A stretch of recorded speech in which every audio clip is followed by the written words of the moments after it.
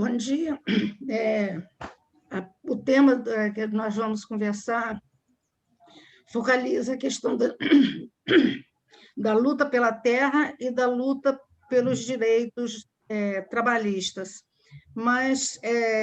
nós estamos divididas por uma questão de cada uma dessas lutas guardar alguma especificidade, mas, na verdade, elas se misturam, porque os que lutam pela terra são os que estavam em condições de trabalho que não satisfatórias para eles, e quando essa situação da terra não se resolve, é a condição de trabalho que eles voltam para lutar.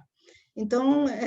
em termos até de temporais, essas lutas, no caso de Campos, coincidem. Há, no mesmo momento, um acirramento das lutas por direitos trabalhistas, e, ao mesmo tempo, um acirramento pelo acesso à terra. Mas, então, nós vamos dividir por questão de apresentação, guardando as especificidades de cada um. Eu vou fazer a apresentação dividida em cinco itens. Vou primeiro falar sobre as condições sociais para a ação coletiva da luta pela terra, tentando acentuar que não basta a vontade de ter terra, é preciso não só construir, mas ter percepção dos momentos mais favoráveis para fazer avançar as demandas.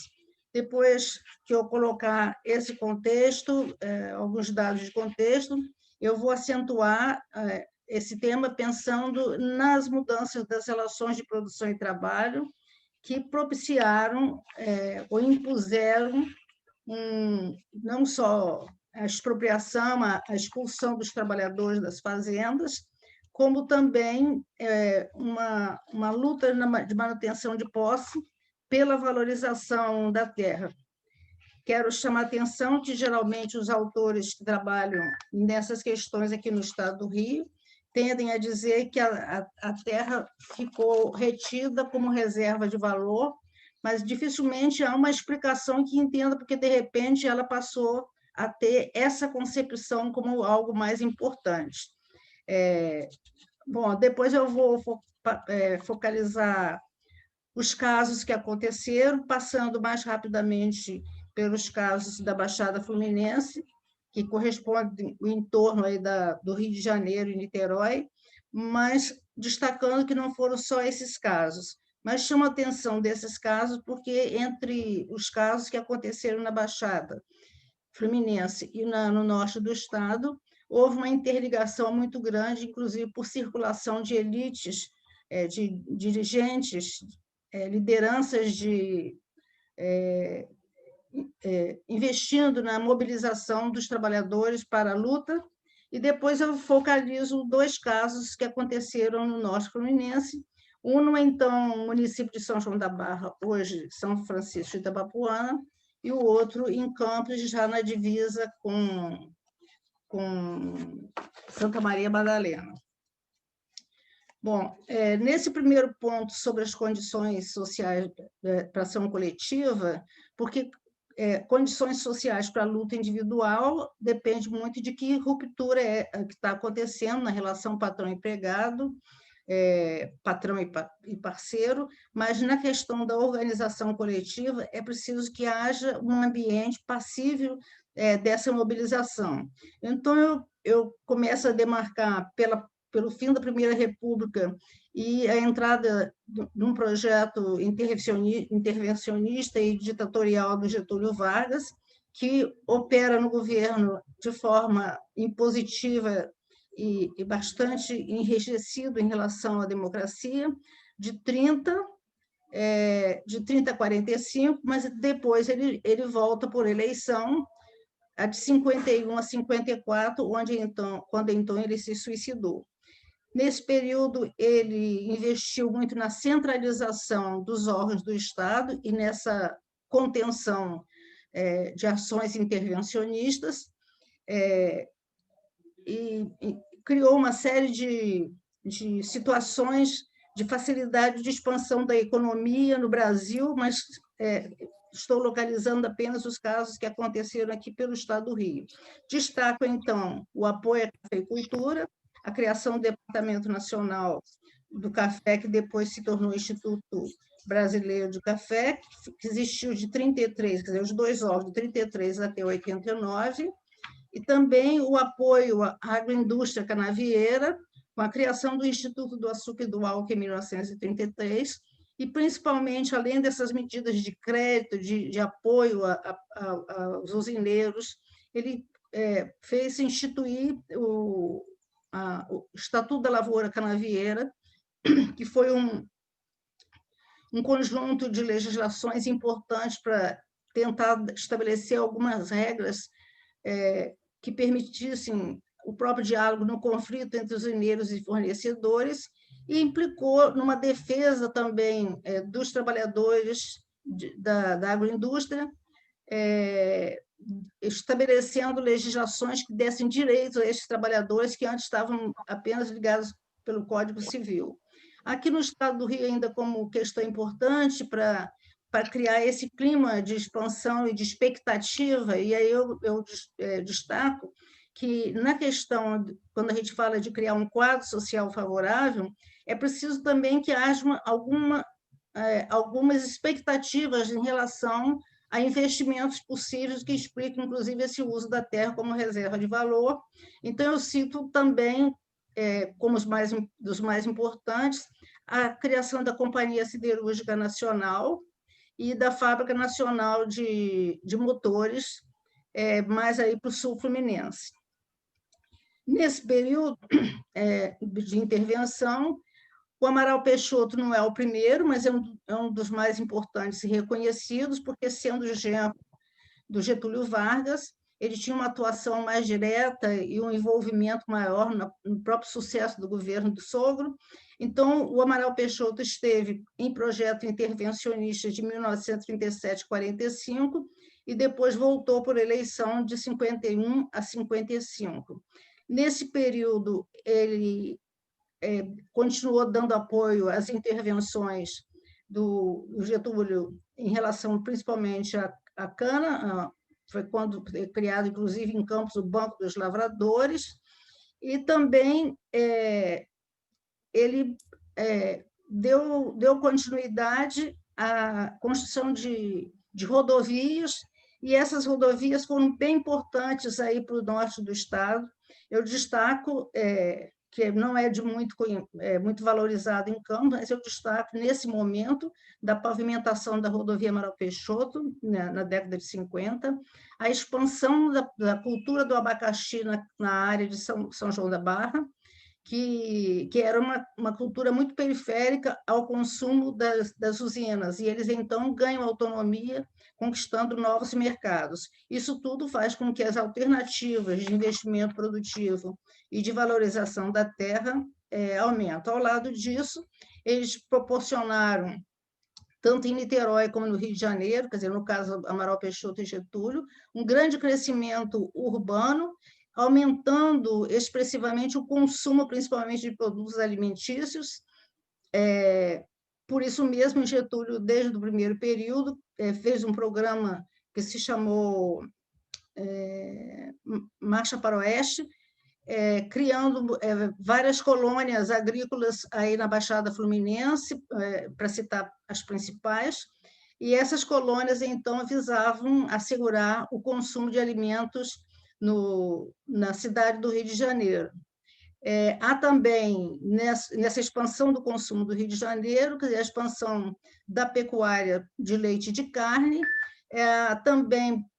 possibilidade de venda de outros produtos que eram periféricos e não mercantis, como criação de galinha, aves, ovos, porcos, que eram encaminhados para a cidade do Rio de Janeiro.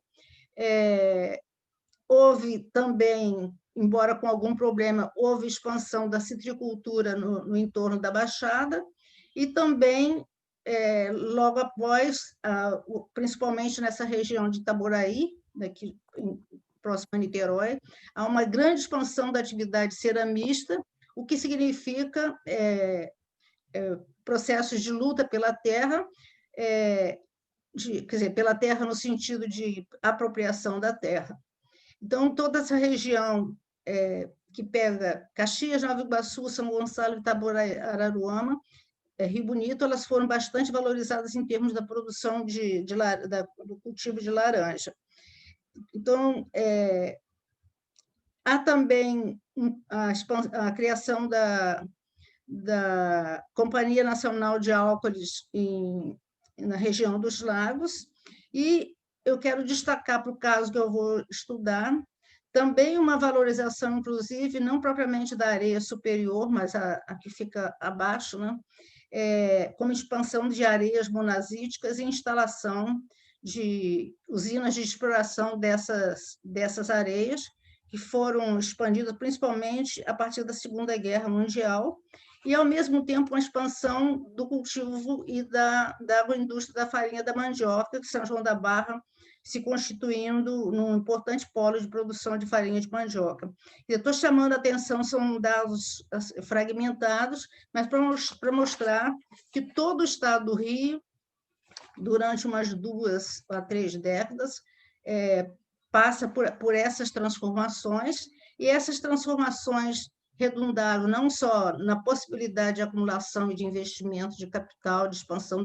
da economia mercantil no estado do Rio, mas eu quero chamar a atenção para mudança nas relações de trabalho, que o que tem a ver com o que nós estamos trabalhando aqui, pelo menos num aspecto mais forte, né? Bom, em relação à promulgação do Estatuto da Lavoura Canavieira, se quem mora em Campos, se for conversar com qualquer antigo lavrador, vai mostrar como foi importante, mas para os trabalhadores rurais, ele era um documento muito importante na delimitação de direitos, mas, como em outros casos que nós vemos mais recentemente, no caso de empregada doméstica, aparece a legislação e, junto dela, desaparece a posição a que corresponde os direitos fixados em lei. Então, o Estatuto da Lavoura Canavieira, que era para assegurar direito de colonos que trabalhavam para os fazendeiros, terminou extinguindo essa possibilidade. Além disso, principalmente no governo Amaral Peixoto, na década de 50, começa a haver muita oferta de crédito subsidiado para compra de trator, e então se inicia nessa região, principalmente de cana, um processo de mecanização das atividades agrícolas e expulsão, principalmente de colonos, e diminuição do número de moradores. A cafeicultura, nesse período, que havia ganho grande importância, quero lembrar que nós temos, geralmente, quando falamos em cafeicultura no estado do Rio, a gente pensa lá no sul fluminense, mas o sul fluminense sofreu um processo praticamente de quase extinção de crise, enquanto que o norte do estado continuou subindo pela Serra do Mar, e foi uma atividade importantíssima até a década de 60. Então, para o caso que nós estamos vendo aqui, o importante é esse problema criado na cafeicultura, que incidiu sobre essa região norte fluminense, sul do Espírito Santo, sul de Minas, etc. A saída que encontraram para os problemas enfrentados pela cafeicultura no mercado externo, e também por um certo abandono de tratos culturais que permitiu criar grandes problemas fitossanitários para a cafeicultura, foi a erradicação da cafeicultura. A erradicação da cafeicultura foi, antes de tudo, um processo de extinção do colono da cana, então, da cafeicultura. Então, acabou praticamente totalmente com os colonos. Só recentemente essa relação começa a retomar. Mas, então, esses processos de mecanização da atividade agrícola da cana, mais expulsão de colonos do café, os dois processos fizeram com que muitos trabalhadores migrassem, e não é uma migração que a gente migrou para o Rio, eles vinham com expectativas de outras alternativas que apareciam aqui no Rio de Janeiro e Niterói, com um relativo crescimento industrial. No caso de Niterói, havia o crescimento da produção de sardinha, e muitos desses trabalhadores do norte fluminense vieram para cá. Também eles vieram para se tornar colonos na citricultura de Itaboraí, Rio Bonito, etc. Então, são processos que fecham expectativas de um lado e abrem expectativas de outro. E é no bojo dessas questões que nós vamos, então, enfrentar, num contexto politicamente mais favorável também, com possibilidade, inclusive, com todos os limites de atuação do Partido Comunista Brasileiro, que nós vamos enfrentar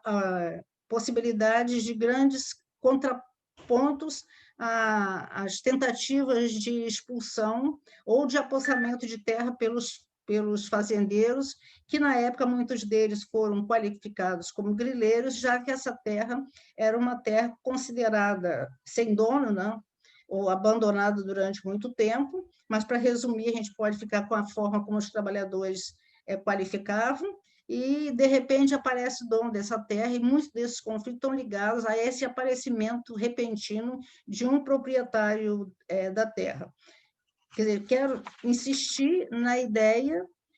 de que tudo isso que eu estou colocando tem uma questão principal: mostrar como você tem, num período, grandes expectativas, muitas vezes elas são consideradas, colocadas de forma contraditória. Quer dizer, ao mesmo tempo que você estimula a saída do colono de uma terra, lá na frente o governo cria a possibilidade de inserir em outro tipo de colônia, enfim. Isso faz com que essa população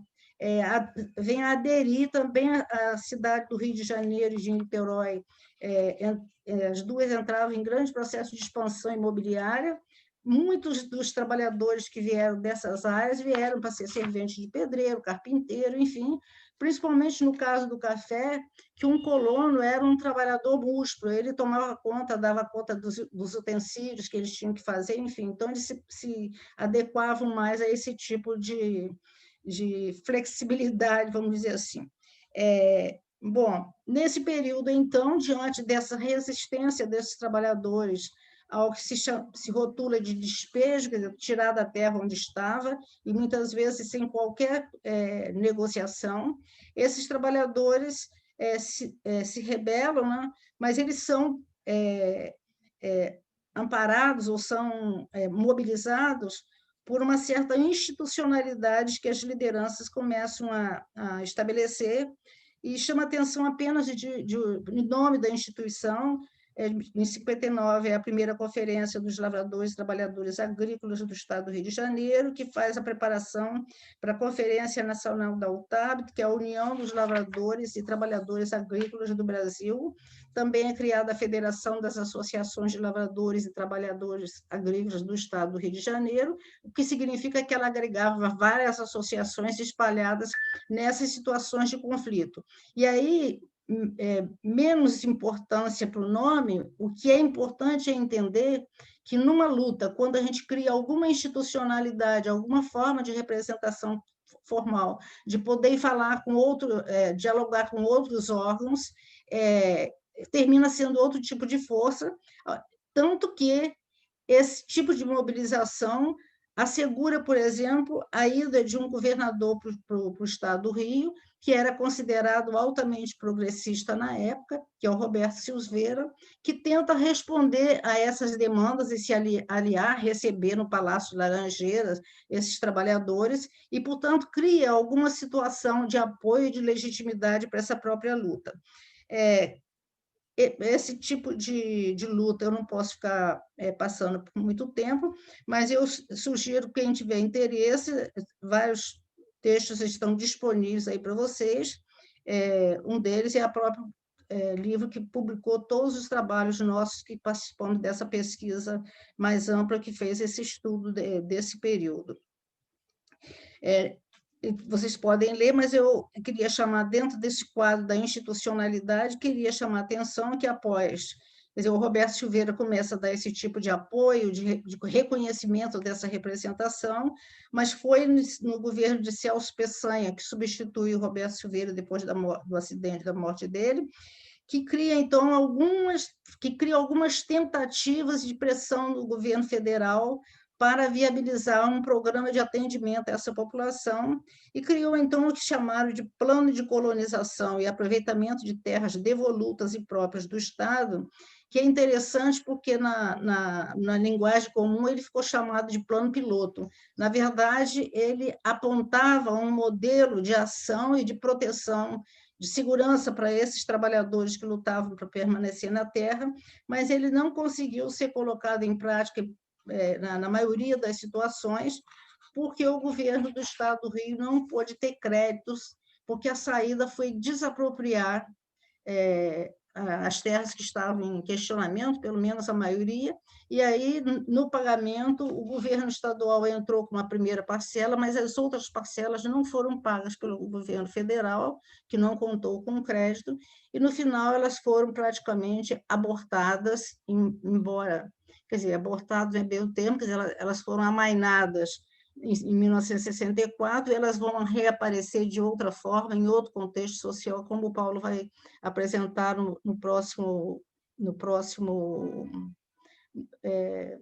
na próxima sessão. Em relação nesse período, segundo o Pureza, que era uma grande liderança desse movimento, conseguiram 23 desapropriações aqui no Estado do Rio, estou usando a citação, mas vocês podem olhar esses casos. Hoje a gente tem uma certa bibliografia, eu tenho um texto com Joel Marim, que fala sobre essa colonização agrícola e faço estudo da colônia de Santa Cruz, e eu estou me referindo a várias teses, dissertações também de alunos, principalmente da Universidade Federal Rural do Rio de Janeiro, que continuam a estudar, e do CPDA. Então, vocês podem, querendo ampliar a bibliografia, hoje a gente já tem alguma disponibilidade. Volta, então, agora para tomar 2 casos do Norte Fluminense. O primeiro, que eu vou focalizar, porque, de fato, ele é primeiro no sentido, inclusive, de encontrar desdobramento na ocupação do Imbé, o caso da Fazenda do Lago é uma imposição repentina de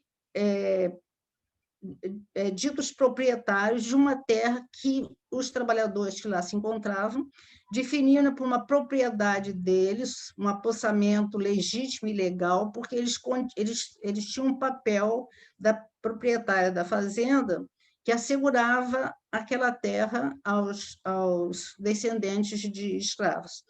Essa não é uma situação singular. No Estado do Rio, quando a gente vai fazer pesquisa, a gente encontra várias vezes as pessoas falando, não, a gente ficou no reduto. Quer dizer, não é o que a gente falava, que às vezes as pessoas chamam de senzala, era uma área de apropriação por concessão que as pessoas utilizavam para trabalhar na fazenda e usavam também com as lavouras de subsistência e pequenas criações. No caso que ficou conhecido como Fazenda do Lago, correspondia a um conjunto de 3 propriedades, e aparece destacado que, na verdade, é propriedade se a gente reconhece a posse que os afrodescendentes mantinham. Mas ela foi uma área concedida pela dona da fazenda, que era filho de um comerciante de escravos, mesmo depois da proibição, era filha solteira, não tinha descendente, e ela, depois da morte dos pais, ela mantinha uma relação um pouco mais amigável aí com os escravos que estavam na fazenda, e ela libertou esses escravos segundo as próprias explicações que esses afrodescendentes continuam a oferecer. Em 1866, entregou, então, uma parte da Fazenda do Largo, que eles chamam de Ponta do Largo, e onde eles, então, cultivavam principalmente produtos de subsistência e levavam esses produtos pelo cômodo do mar. Eles iam do norte do estado do Rio, né, onde ficava, aliás, do norte então, município de São João da Barra, que é o norte do estado do Rio, mas já perto do Rio Itabapoana, eles iam até Gargaú, e Gargaú, até hoje, tem lá praticamente museus dessa importante comercialização, que eles iam, era uma feira que durava praticamente um fim de semana, e de lá esses produtos vinham para o Rio de Janeiro. Então, a gente tem ainda depoimentos de pessoas que até pouco tempo estavam vivas, que contam como é que era essa comercialização. Eu vou passar por cima, porque da outra vez eu tentei falar sobre isso, mas quero, ainda insistindo na questão das condições favoráveis, é que esses poceiros que começaram a resistir e apanhavam, e houve, inclusive, assassinato de um deles, eles contaram com o apoio de um deputado estadual, que quem é de Campos sabe perfeitamente que São João da Barra é algo acirrado em termos de famílias que lutam pelo poder público, né? Pelo controle, e eles receberam o apoio de um deputado que era do PSD, que é o Afonso Ribeiro de Castro, contra o Simão Mansur, que era o udenista. Mas todos dois eram importantes políticos com grande atuação, não só em governo, no caso do Afonso Ribeiro de Castro, até do governo federal. Mas o Simão Mansur foi também um importante político que levou muito tempo como deputado estadual, ocupou vários cargos na Assembleia Legislativa e terminou como vice-governador, que foi quando ele foi cassado. Eles, então, se juntaram nessa luta, que deu uma visibilidade grande às demandas dos afrodescendentes poceiros lá da Ponta do Largo, que vinham, então, deslocavam essa luta para aqui, para Niterói, para a Assembleia Legislativa do Estado, contando, então, com outros tipos de apoio, quando eles passaram, então, a ter reconhecimento e reconhecimento dos trabalhadores que lutavam nas outras áreas do Estado do Rio, e eles, então, recebem um apoio grande do próprio Pureza, mas a luta foi ficando muito acirrada, com os fazendeiros que pleiteavam a terra, botavam fogo nos barracos, queimaram, inclusive, esse papel que eles detinham da senhora lá que entregou para eles a posse, e começaram a afugentar as pessoas, alguns foram fugindo, alguns migraram antes, e outros ficaram, eles foram reconhecidos, a terra foi desapropriada, mas as parcelas não foram pagas, foi quando veio o golpe militar e eles se dispersaram totalmente. Hoje, eles não estão mais em área nenhuma comum, cada um conseguiu um terreno, foi morar no que é do outro, e a única coisa que une eles hoje é a identidade de comunidade quilombola, que tem uma atuação importante. Então, esse malogro dessa luta da Fazenda do Largo faz com que há um estímulo de sair, em vez de ficar lutando só pelo que estava possado, que era uma luta difícil, há uma decisão de tomar a forma ocupação como uma das alternativas de luta. Então, há uma agregação de forças sociais que acenam para a ocupação de uma área que foi estudada, procura em cartório, etc., para ver uma área que fosse do Estado, e que caísse, então, já dentro daquela situação do plano de áreas do próprio Estado. Então, eles fazem essa ocupação do Imbé, apoiada por vários sindicatos de trabalhadores aí do Estado do Rio, destaca o ferroviário e destaca os próprios trabalhadores da indústria e os trabalhadores rurais, mas também apoio vamos dizer assim, lideranças progressistas, comunistas, que se definiam comunistas, que tivessem filiado ao partido, mas também muito apoio de outros políticos, como Adão Pereira Nunes, que era deputado federal na época, enfim, houve uma certa valorização dessa primeira ocupação, tanto que era comum sair em ônibus, na época de união de estudantes, ou de fuzileiros navais, que iam fazer visitas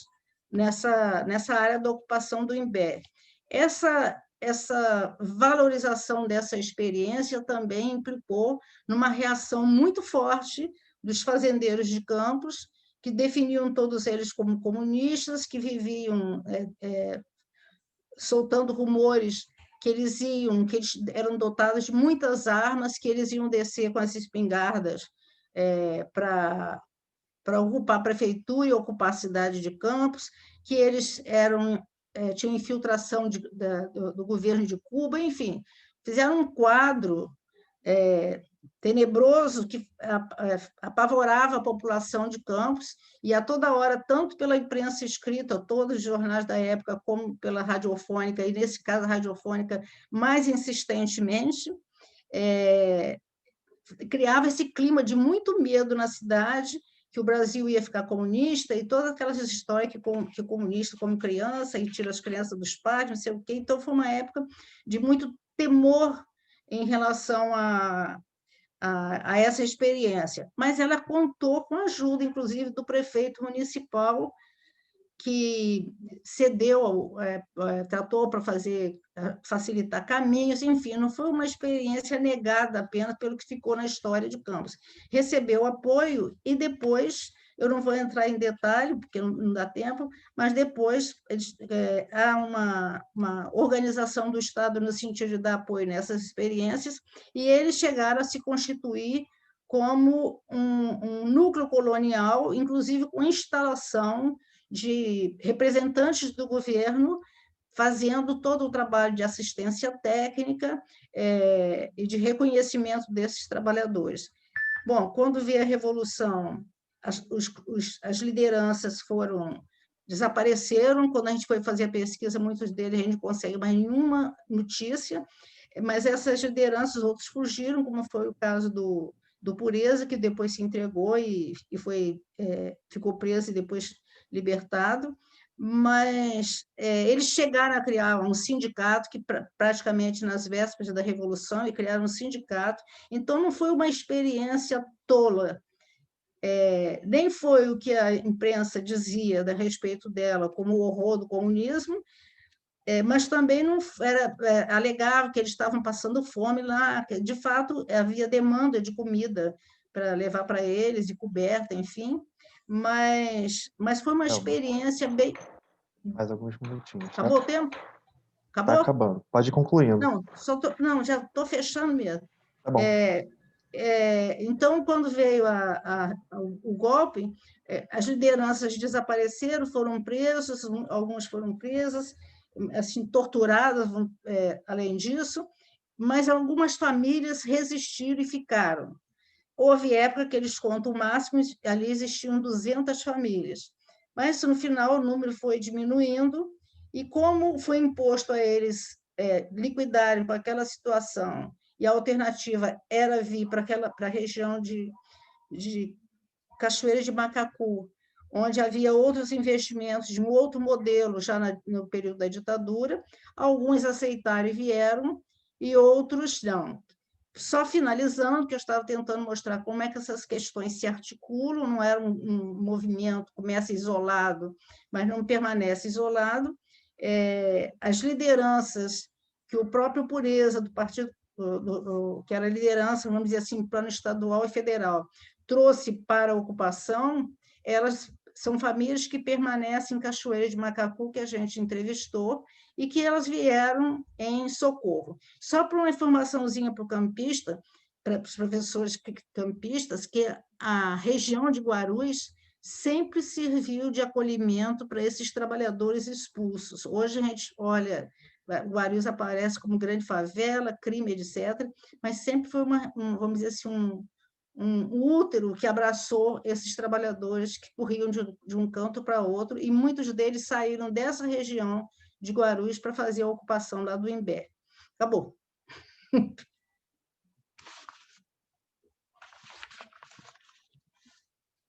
Acreditou, não? Acabei.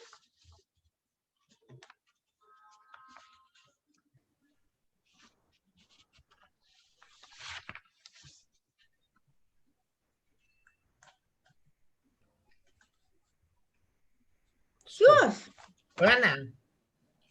Estou esperando Ana Costa, por favor, dá continuidade, então. Tá bom. Então, bom dia para todas e todos. Dando continuidade aí à apresentação da professora Delma, como ela já colocou no início, nós estamos trabalhando, portanto, aquilo que a gente está chamando, né? Essa unidade, né, entre a luta pela terra, né, e a luta pelos direitos trabalhistas, né? Então, a gente trabalha com a violência ocorrida, tanto nesses processos com relação à questão das lutas pela terra, mas também pela luta pelos direitos dos assalariados rurais. Então, nesse sentido, a gente vai estar apresentando o objetivo é tentar resgatar a memória das lutas dos assalariados rurais, conduzida principalmente pelo Sindicato dos Trabalhadores Rurais de Campos, e o outro objetivo é a gente atribuir visibilidade, né, a essas iniciativas contra a violação dos direitos, especialmente, no caso, os trabalhistas. Nesse sentido, a gente vai estar tentando apresentar que, nesse contexto de restrição de espaços para a ação política, né, coletiva, e aí principalmente impulsionada pela crescente repressão do Estado, os trabalhadores e as trabalhadoras, por meio das suas organizações, no caso, o Sindicato dos Trabalhadores Rurais, a Federação dos Trabalhadores da Agricultura, a Confederação, eles vão se utilizar dos instrumentos legais, né? Vão se apropriar desses instrumentos legais no sentido de tentar, dentro do próprio período, ainda que a gente estava, né, da ditadura civil, militar, empresarial, ou seja, nesse contexto de restrição de direitos, utilizar desses instrumentos legais para fazer avançar, para fazer valer, garantir alguns direitos sociais. Portanto, tentar impedir, né, todo o processo de expropriação dos direitos ali vivenciados. Então, nesse sentido, o Código Civil, o Estatuto do Trabalhador Rural, o Estatuto da Terra, né, e a CLT, a Consolidação das Leis Trabalhistas, elas vão se tornar armas na mão, né, desses trabalhadores. E aí é importante, quando a gente coloca essa questão dos direitos como essa arma, entre aspas, né, desses trabalhadores, é importante que a gente compreender os direitos no seu sentido mais, digamos, mais profundo, quer dizer, na verdade, quando a Delma apresenta esse quadro, quer dizer, que, na verdade, ela faz todo o contexto para essa nossa exposição, o que a gente vai estar compreendendo é que, durante todo esse período, os direitos desses trabalhadores, eles foram totalmente sendo retirados, né? Então, a gente vai observar que essas greves que a gente vai estar apresentando ao final, elas são, na verdade, resultado, né, de um conjunto de repressão e de retirada de direitos e, portanto, de um aumento gigantesco, né, da produtividade do trabalho, ou seja, do aumento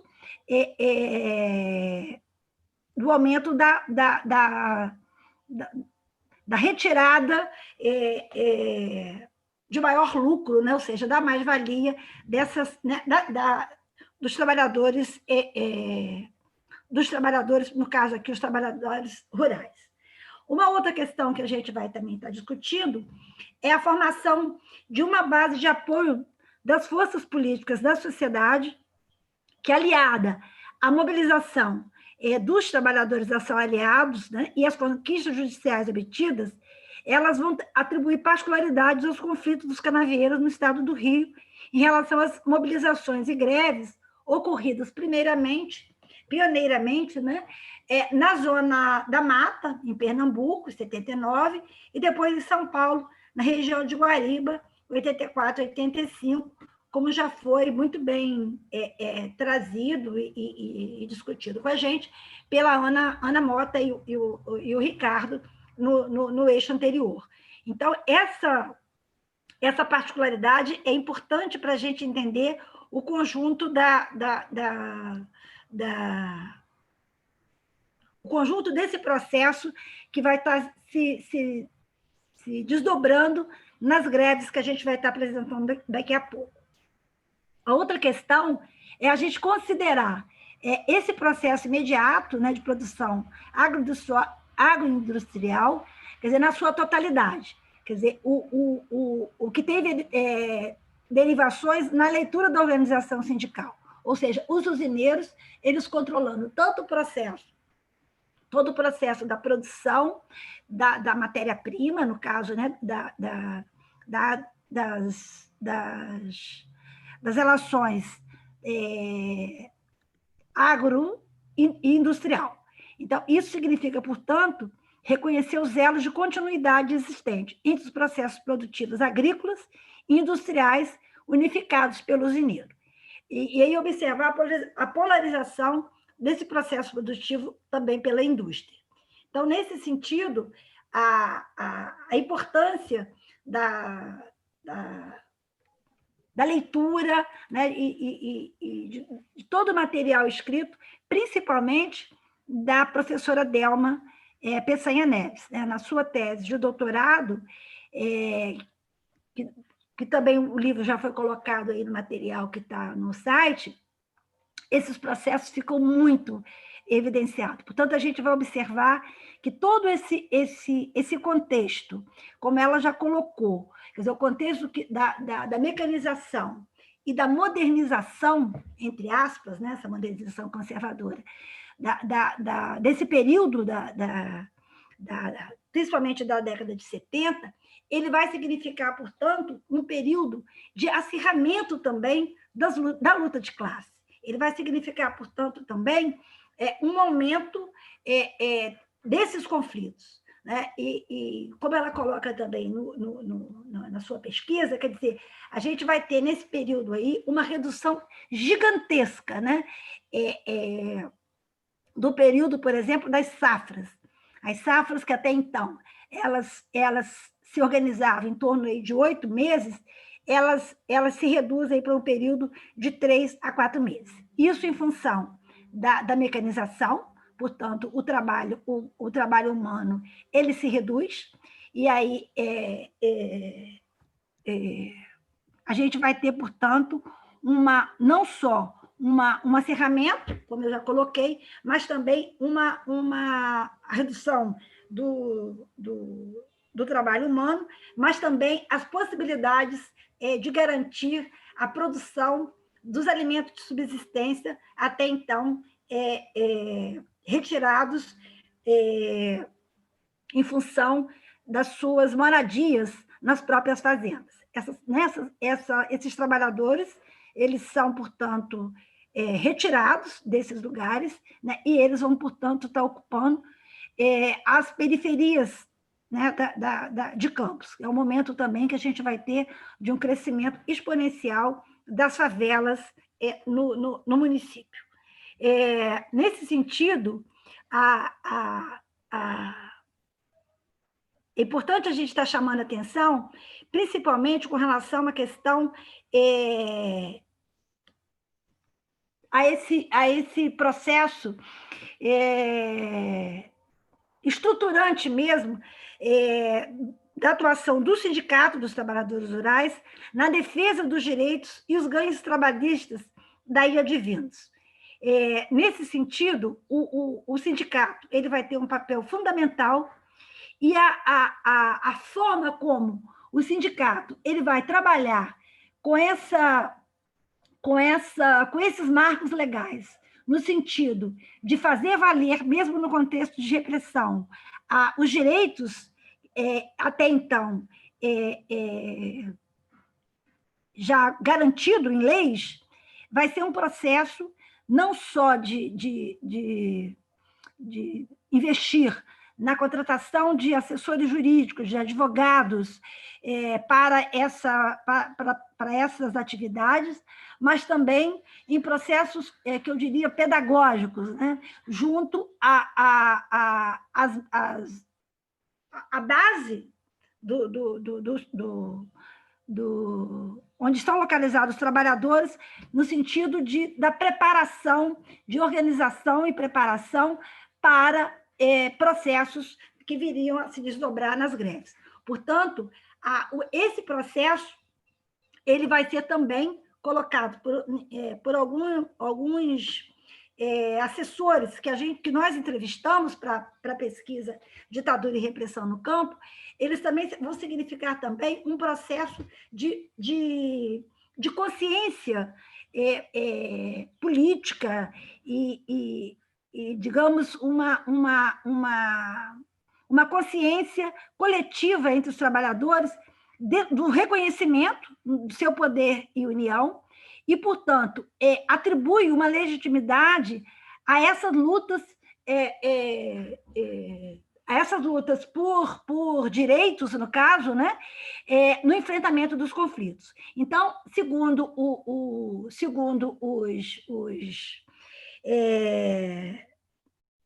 esses assessores que nós entrevistamos, eles vão, na verdade, viver um processo de mais de 2 anos, né, de organização. Então, as usinas que vão, na verdade, fazer parte desse processo, vai ser as usinas não só de Campos, mas de todo o Norte Fluminense, né? Então, a gente vai ter aqui usinas de Campos, de São João da Barra, de Bom Jesus do Itabapuana, de Quissamã, de Conceição de Macabu, enfim, toda essa região. E esse trabalho é um trabalho de uma capilaridade incrível, né? E que vai, portanto, acumular forças, acumular, por que não dizer, né, um aumento da consciência de classe do conjunto desses trabalhadores. Portanto, nas palavras do Thompson, né, seria uma forma, né, seria uma parte da formação desse processo, né, seria as premissas, digamos assim, para a noção de classe, como categoria histórica, né, que ela é inseparável da luta de classe. Então, durante todo esse período, o que a gente vai identificar na pesquisa também e aí acho que tem uma questão que é importante a gente estar reafirmando, né, que é as contradições dessa região. Quer dizer, ao mesmo tempo que nós temos que a gente tem aí uma região em que foi a última, por exemplo, a abolir a escravatura, é também uma região em que o Partido Comunista, por exemplo, é criado praticamente ao mesmo tempo, né, de grandes centros como São Paulo, por exemplo. Nesse sentido, a gente vai ver um protagonismo muito grande do PCB, Partido Comunista Brasileiro. Ele vai estar presente, como já foi colocado pela professora Delma, na organização dos trabalhadores, pela ocupação das áreas, na luta pela terra, mas também, e talvez principalmente, na questão da organização dos trabalhadores no sindicato. Portanto, essa aproximação inicial, a trajetória do conflito por direito dos trabalhadores da agroindústria canavieira de Campos, sob a liderança dos sindicatos, a gente pode afirmar que elas foram sustentadas, digamos assim, por esse protagonismo do Sindicato dos Trabalhadores Rurais, mas com um grande protagonismo do Partido Comunista Brasileiro e pelo grande arco de alianças que é criado nesse período. Portanto, nesse período, no período das greves, e aí a gente vai, nos nossos achados de pesquisas, a gente vai ter informações de greve desde a década de 30, que é uma greve que teria sido, de certa forma, eu não gosto de usar muito o termo liderada. Oi? Gente, tem um microfone aberto. Que foi liderada ainda pelo seu João Antônio de Faria, que é o fundador do Sindicato, né, dos Trabalhadores Rurais de Campos, é assim que é colocado na história. A gente vai ter, no trabalho de Gonçalves e Cruz, tem informações de greves entre a década de 50 e 60, Na nossa entrevista com o Delcio Gomes, ele coloca uma das primeiras, ele coloca uma referência, faz referência a uma greve na usina Santa Cruz, nos primeiros dias de abril de 64, ou seja, já em plena ditadura civil-militar empresarial, né? E aí o que ele vai dizer é que, na verdade, essas greves que começam a surgir, já ainda nesse período inicial da ditadura, ela teria sido resultado, né, de todo a repressão que estavam sofrendo, mas, de certa forma, ela era resultado ainda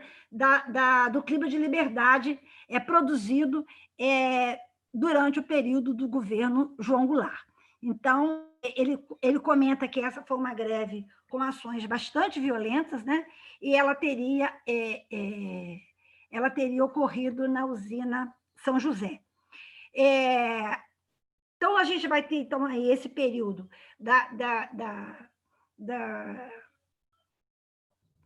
Mais um, pelo menos, deixa para ela de modelo. Se quiser, eu tentar. Está uma interferência. A Muvuca vai ter só agora mesmo.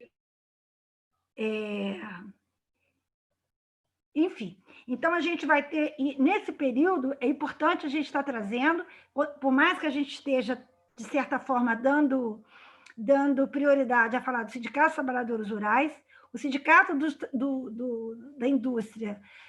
do Açúcar, dos Trabalhadores da Indústria do Açúcar de Campos Chiaque, ele vai ter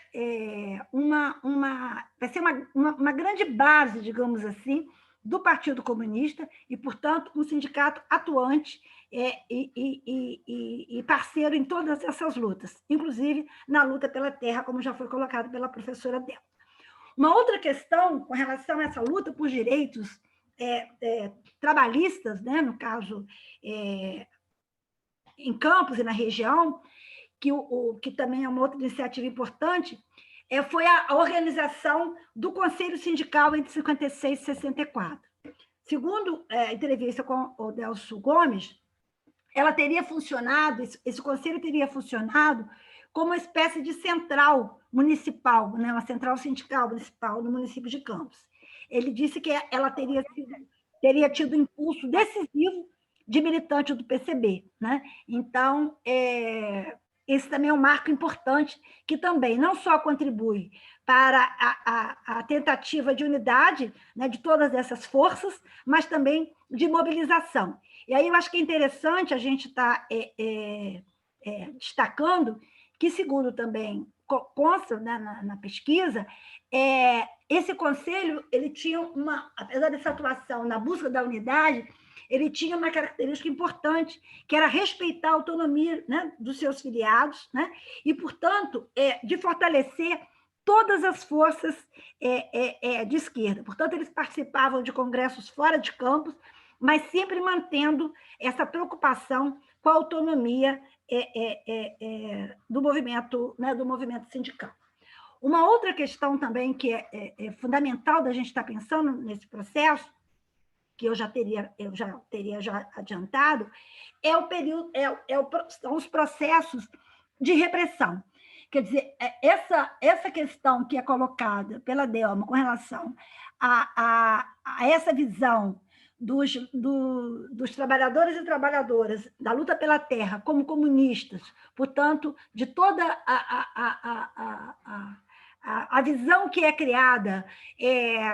do perigo que isso apontava, né, de Campos se tornar aí uma Cuba, né? Então, essa é uma outra questão também que é muito colocada durante toda a pesquisa, tanto a pesquisa, as entrevistas, como as leituras também feitas, né? Se achava que Campos era o grande purgatório, né? Era o grande purgatório, portanto, no sentido de que as forças de esquerda, os comunistas, eles poderiam estar criando todas as dificuldades e, de certa forma, resistindo aí a todo o período de repressão, de torturas, de prisões, durante o período da ditadura. Então, Campos ele vai ser uma área com muita repressão durante o período da ditadura civil-militar. A gente vai ter em Campos alguns dessas lideranças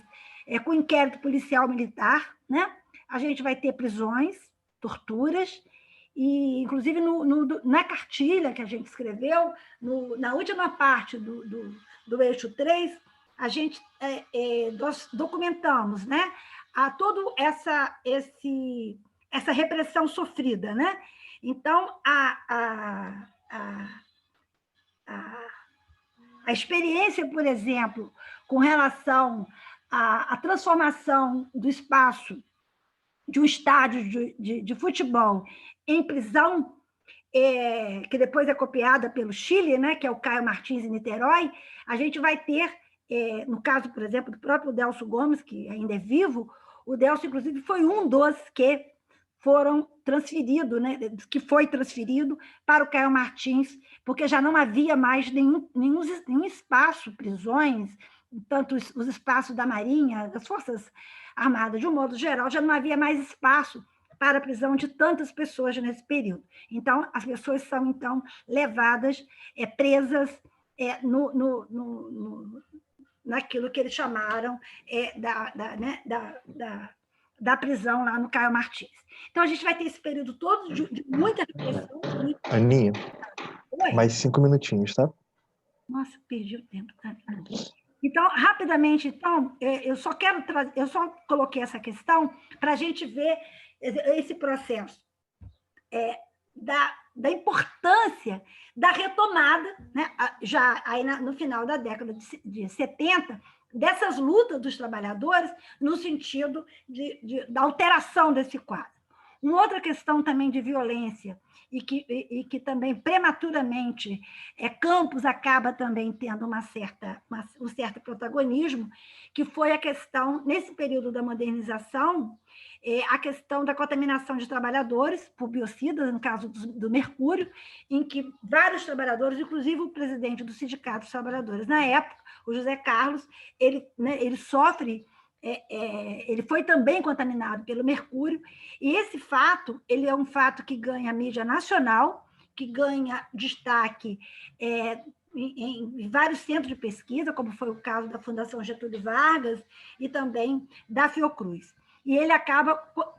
contribuindo nesse período que a gente, né, debate, hoje, o debate da questão, né, dos agrotóxicos ainda é um debate que ainda não tem capilaridade total, mas nesse período ele acaba promovendo o debate sobre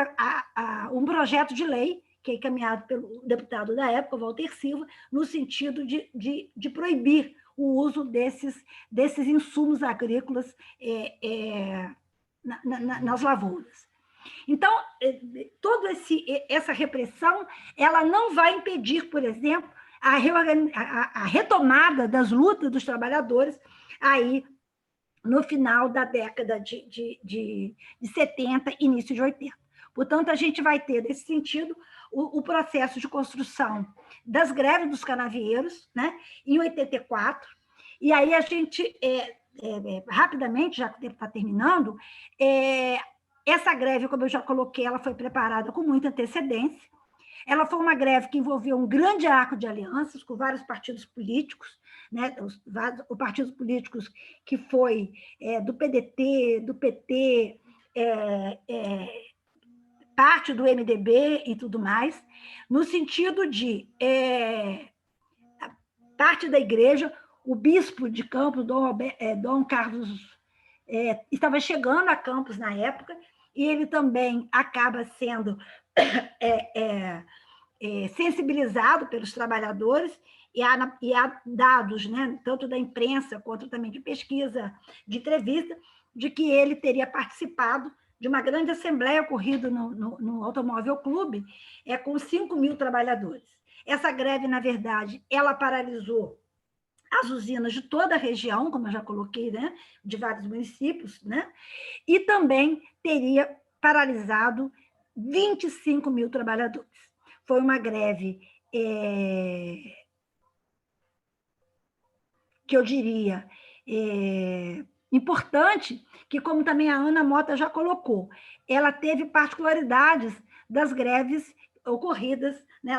tanto no Nordeste como também em São Paulo. E ela teve uma particularidade, porque ela, apesar de toda a articulação com a FETAG e com a CONTAG, ela tem uma construção muito particular aqui na região. Segundo as informações, essa greve ela se espalhou como um rastilho de pólvora, né? E que, portanto, ela teria incendiado. Então, mesmo usinas que, na época, eram muito repressoras e, portanto, como foi colocado por um entrevistado, os seus trabalhadores eram mantidos no chicote, no caso que era Cambaíba e Sapucaia, e lembrando aí, como até já foi colocado pela Delma, Sapucaia, eles prendem, né? Tem um fato que ocorreu em 2010, e aí tem pessoas aqui que estão na aula que estavam conosco, por exemplo, que é o Alcimaro, que eu estou me lembrando agora, com relação a um ato contra o trabalho escravo na usina Sapucaia, eles fecharam a ponte e nós ficamos presos, né? Ou seja, fechou a ponte, você não tem mais como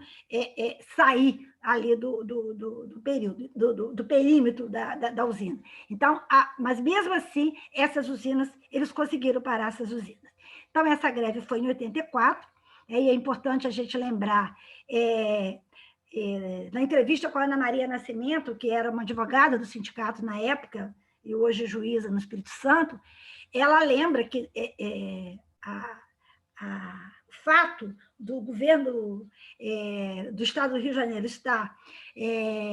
com Brizola, isso teria, de certa forma, reduzido a repressão da Polícia Militar sobre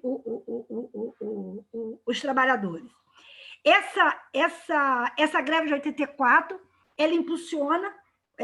mais algumas greves ainda na década de 80. Portanto, mas o mais importante de estar trazendo aqui agora é que essa greve ela durou 48 horas, né? E ela levou todos os patrões, os usineiros, à mesa de negociação, que essa também era uma denúncia, porque, na verdade, quer dizer, na década de 70, o grande debate que se tinha era que a reivindicação era que os patrões eles não sentavam na mesa de negociação. Então, não havia sequer espaço para a discussão das demandas colocadas pelos trabalhadores. Não havia possibilidade de negociação. Então, no terceiro ano consecutivo, os trabalhadores rurais se organizaram, a partir da decisão conjunta dos sindicatos do Norte Fluminense, Campos, São Fidélis, Macaé, Conceição de Macabu, São João da Barra, Cabo Frio, Itaocara e Bom Jesus. Na greve de 86, ele já foi coordenado pela FETAG. Então, segundo a pesquisa da Ana Mota, isso teria ocorrido após 7 tentativas infrutíferas de negociação com usineiros e fornecedores, que não compareceram à mesa redonda solicitada pela FETAG. Então, essa foi uma greve unificada, né? E ela foi a partir de junho de 86. Então, as grandes conquistas, muito rapidamente, assim, também está no documento, mas eu queria chamar a atenção. Foi a importância da via jurídico-política na afirmação dos direitos dos trabalhadores canavieiros, a visibilidade ao processo de construção coletiva de experiências de formação de classe, a partir da luta por direitos, a particularidade do movimento grevista de 84, dos trabalhadores canavieiros do Norte Fluminense, a mobilização, o arco de alianças, que permitiu ir além das restrições legais, favorecendo a quebra de resistência do patronato e a obtenção de conquistas estabelecidas no acordo trabalhista. E a criação né, que é uma fala de um dos entrevistados, que é a criação de rachaduras no mito do patrão protetor, fortalecendo o sindicato como órgão de defesa dos interesses coletivos dos trabalhadores cravieiros fluminenses. Então, as grandes conquistas desse período, né, que foi a questão do repouso semanal remunerado, a questão da estabilidade, no caso das mulheres grávidas, e um conjunto de outras conquistas, elas foram, portanto, resultados, diria assim, ou melhor, elas foram produzidas, né, no espaço de lutas e conquistas, não só pelos direitos trabalhistas, mas também pela terra, como a Delma colocou. E eu acho que uma outra, só para finalizar mesmo, é a importância dessa articulação. E aí o que se tem e aí eu acho que é importante, tem um livro para se pensar mais, assim, e ele tem uma linguagem muito interessante, da questão dessa violência contra os trabalhadores e, portanto, desse acirramento da luta de classe nesse período. Tem um livro da Delma, eu acho que ele não é um livro até que merecia ser depois a gente digitalizar e colocar no site, que é um livro que é o que eu acho que ilustra bem esse período, a questão da violência, que é o livro Por Trás dos Verdes Canaviais, que é um pouco, que a Delma retrata um pouco, né? A constituição desses conflitos aqui na região. Então, é isso, meu tempo já acabou, e aí depois a gente abre, então, para o debate.